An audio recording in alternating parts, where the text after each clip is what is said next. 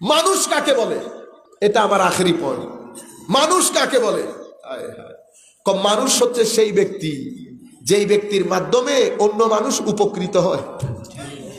অন্য মানুষ, আমার ছেলে উন্নতি করেছে, কি উন্নতি করছে? আমার ছেলে গাড়ি কিনছে আর ব্যাংকে 2 কোটি টাকা আছে, এটাকে উন্নতি বলে না।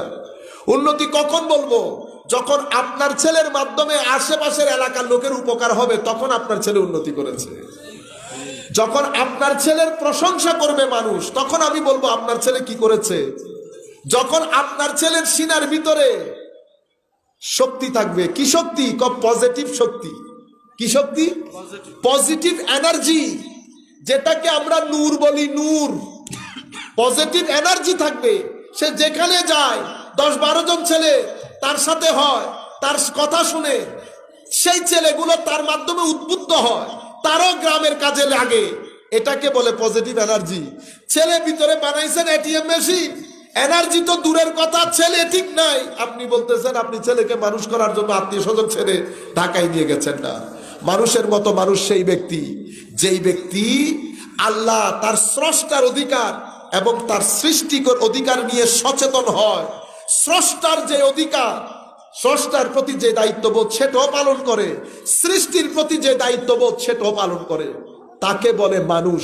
আমার আল্লাহ কোরআনে পাকের মধ্যে ইরশাদ করছেন, সম্মানিত উপস্থিতি, আমি যে আয়াতগুলা পড়েছি, আল্লাহ বলছেন ওয়াদরিব লাহুম মাসালান হায়াতিদ দুনিয়া কামা ইন আনজালনাহু মিনাস সামাই ফাখতালাতা বিহি নাবাতুল আরদ। উপর থেকে পানি পড়েছে, বৃষ্টির পানি। বৃষ্টির পানি শুধু কি ভালো জায়গায় পড়ে? পানি পরিষ্কার পড়েছে পুকুরে, পড়েছে পুকুরে, খেতেও পারতেছেন, খাওয়াইতেও পারতেছেন, পরিষ্কার পানি তো। এই পানি আবার আপনার নর্দমায় পড়েছে, খেতে পারবেন, ইউজ করতে পারবেন? বরবাদ। এই পানি আবার আপনার জমির উপর পড়েছে, শাকসবজি উৎপাদন হয়েছে না।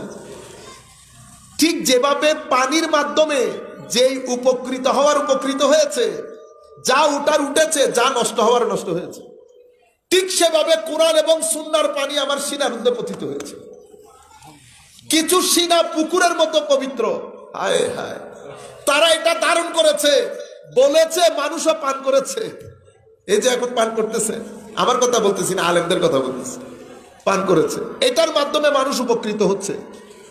আবার আমার মতো জাহেল বসেছে, বসে মসজিদের মধ্যে শবে বরাত সম্পর্কে কথা একটা বলেছে। কোরআন হাদিসের পানি ঠিক আছে, পড়েছে নর্দমায়। কিসে পড়েছে? নর্দমায়। তো নর্দমার পানি পড়লে মুখ দিয়ে নর্দমাই বের হবে। মুখ দিয়ে কি বের হবে? নর্দমা। কোরআন হাদিসের এটা আমার নবী, মুসলিম শরীফের আবার আমার নবী বলেছেন, আমার উপর কোরআন হাদিসের যে হেদায়েত নাজিল হয়েছে সেটা বৃষ্টির পানির মতো। এই বৃষ্টির পানি, বৃষ্টির পানি 3 দলুলের জমিনের উপর পতিত হয়। উর্বর অনুর্বর বন্দা, উর্বর অনুর্বর বন্দা।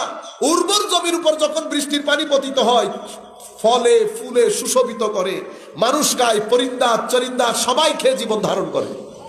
আবার বন্দা জমির উপর পড়ে আছে, পানি খবর নাই। আমার মতো জাহেল মূর্খের মধ্যে যদি পড়ে, পানি খবর না। আবার এই পানি যখন নর্দমার উপর মধ্যে পড়েছে, মশা মাছি গিয়ে বসে।